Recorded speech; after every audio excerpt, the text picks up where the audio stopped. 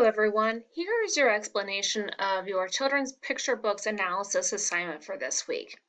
So, you are going to go into the course content and choose one picture book found in this week's course content. There's a lot of options to choose from.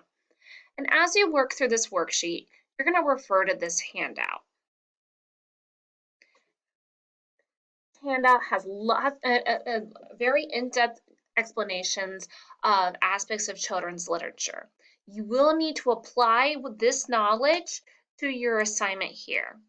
So you'll need to identify the character, the protagonist, and answer the questions that go with that, the setting, conflict, narration, and language.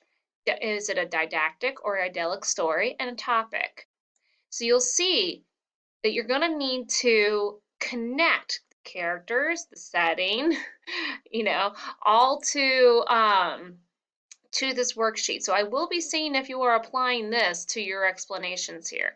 So you'll read one of the picture books and you will be analyzing it. And my hope is that you learn that there is even depth to a children's picture book. If you have any questions as you go through this assignment, don't hesitate to reach out. Thank you.